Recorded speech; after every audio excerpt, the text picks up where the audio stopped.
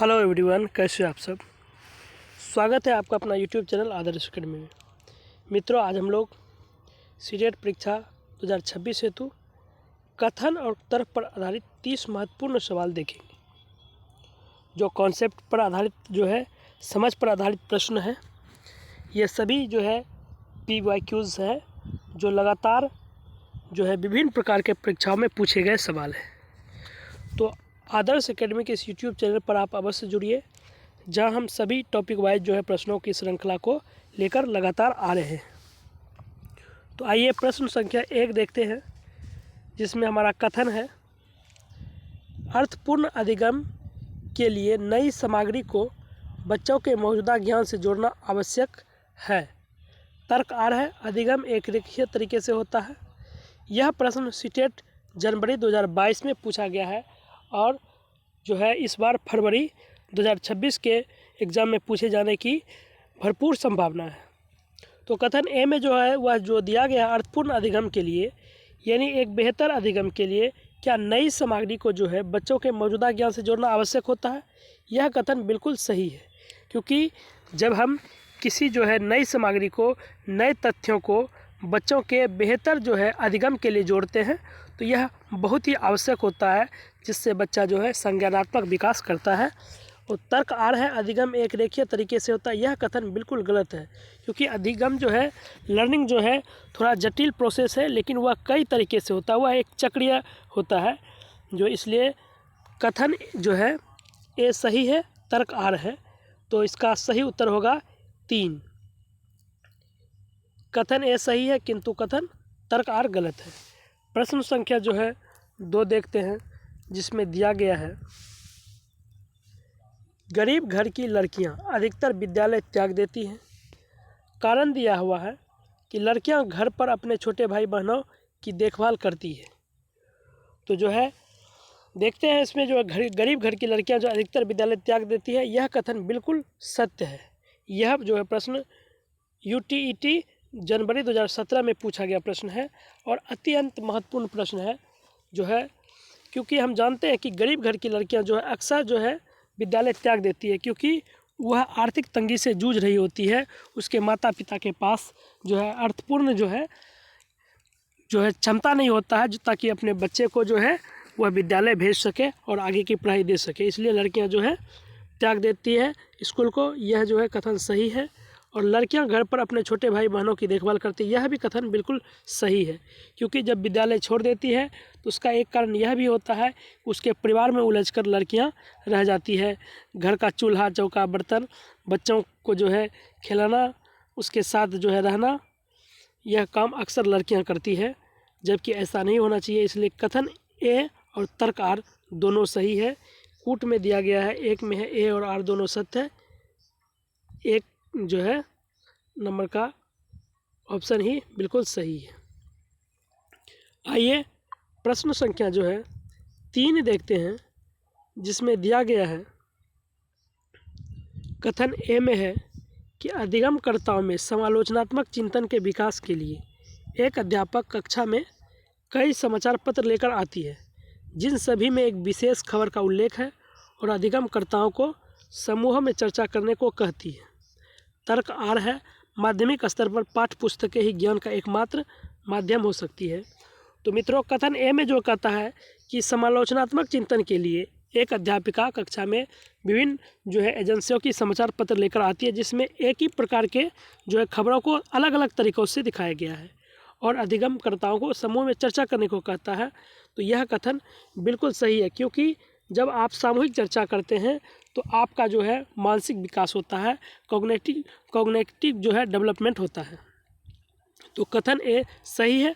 और तर्क में दिया है, माध्यमिक स्तर पर पाठ्य पुस्तकें ही ज्ञान का एकमात्र माध्यम हो सकते हैं, यह तर्क गलत है, क्योंकि माध्यमिक स्तर पर बच्चों को समाचार पत्र पत्रिकाओं द्वारा मैगजीन के द्वारा, कंप्यूटर के द्वारा मानचित्र के द्वारा अब ज्ञान दे सकते हैं, सिर्फ पाठ्य पुस्तकें ही नहीं। इसलिए तर्क आर है। आइए विकल्प देखते हैं। ए में दिया है ए और आर दोनों सही है, परंतु आर ए की सही व्याख्या करता है। 2 में है ए और आर दोनों सही है, परंतु आर ए की सही व्याख्या नहीं करता है। 3 में है ए सही है, किंतु आर गलत है। 4 में ए और आर दोनों गलत है। तो प्रश्न संख्या 3 का सही उत्तर होगा 3। ए सही है किंतु आर गलत है। आइए प्रश्न संख्या जो है 4 देखते हैं, जिसमें कथन और तर्क दिया हुआ है। ए में है कि भाषा विकास केवल शैशवावस्था के दौरान होता है, इसलिए केवल शैशवावस्था तक ही उपयुक्त उद्दीपन प्रदान करना चाहिए। तो यह कथन गलत है, क्योंकि केवल शब्द जो आ जाता है तो वहाँ हम अक्सर जो है कथन को गलत समझते हैं और वह गलत होता भी है। इसलिए जो है कथन एक जो है गलत है कि सिर्फ शैशवावस्था में ही जो है विकास नहीं होता है, बल्कि विकास जो है विभिन्न चरणों में होता है। बच्चों का विकास जो है बच्चों से शुरू होता है और जो है अंत तक उसका विकास होता है।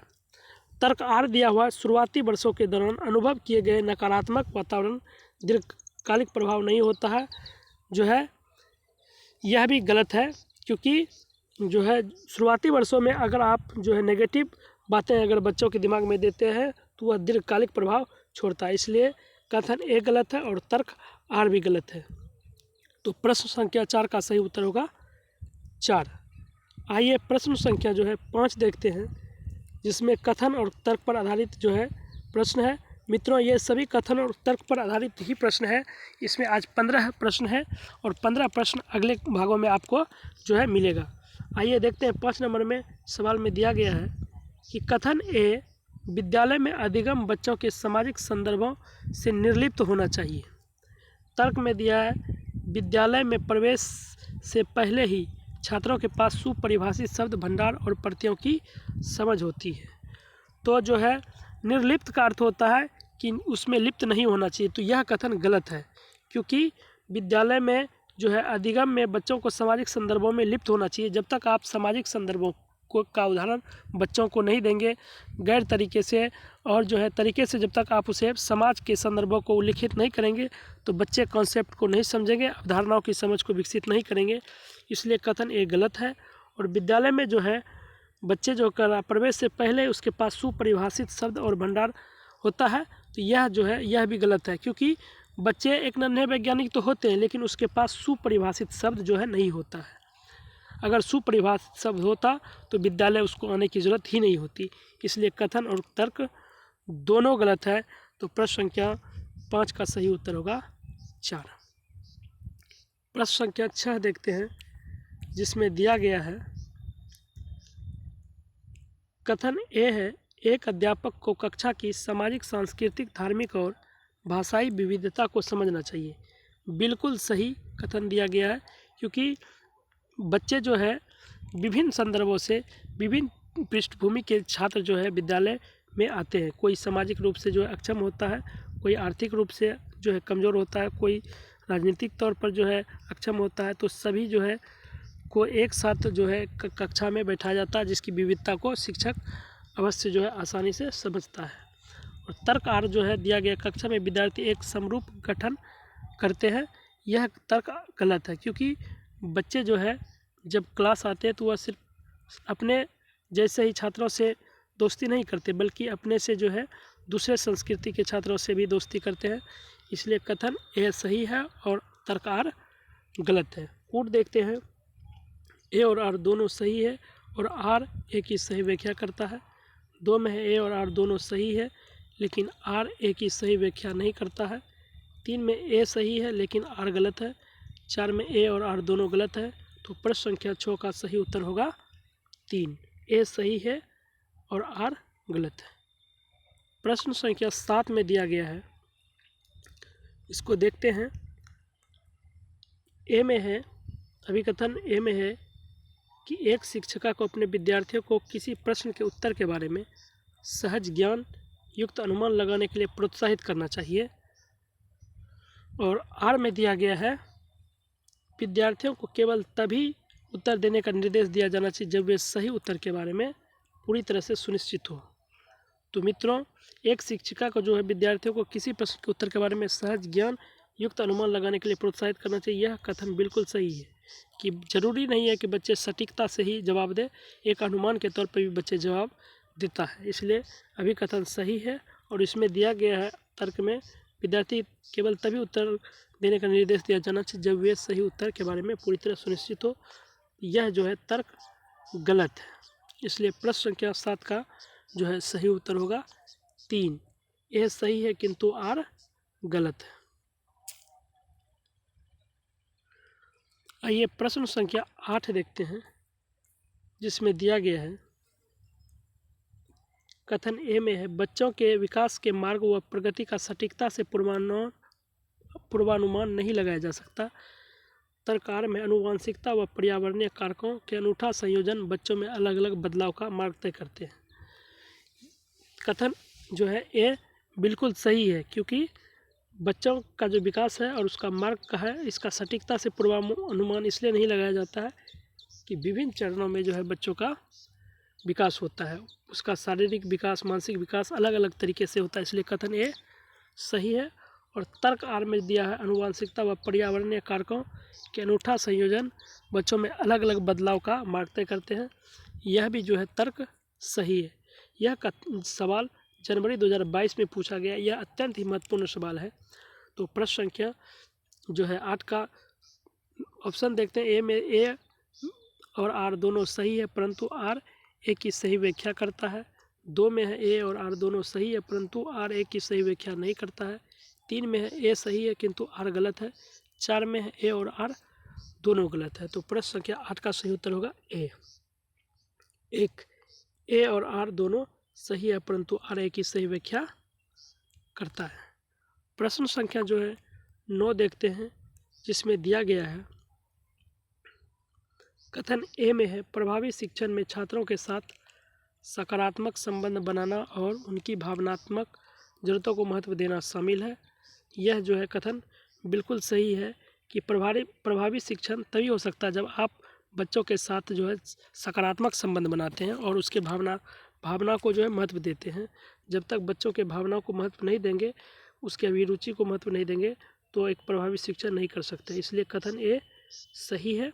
और तर्क में दिया है भावनाएं और सीखना परस्पर संबंधित है, तर्क भी सही है। तो प्रश्न संख्या 9 का सही उत्तर होगा 1। ए और आर दोनों सही है और आर सही व्याख्या करता है ए की। प्रश्न संख्या जो है 10 देखते हैं, जिसमें दिया गया है अभिकथन ए में है शिक्षार्थियों के विविध प्रकार के समूह को पढ़ाते समय शिक्षक को उनके सामाजिक और सांस्कृतिक संदर्भ के बारे में किसी भी तरह की चर्चा नहीं करना चाहिए। तर्क आर में है सामाजिक और सांस्कृतिक संदर्भ अधिगम में किसी भी प्रकार की भूमिका नहीं निभाते हैं। यह प्रश्न जनवरी 2023 में पूछा गया है। तो प्रश्न संख्या 10 का सही उत्तर होगा 4। ए और आर दोनों गलत है।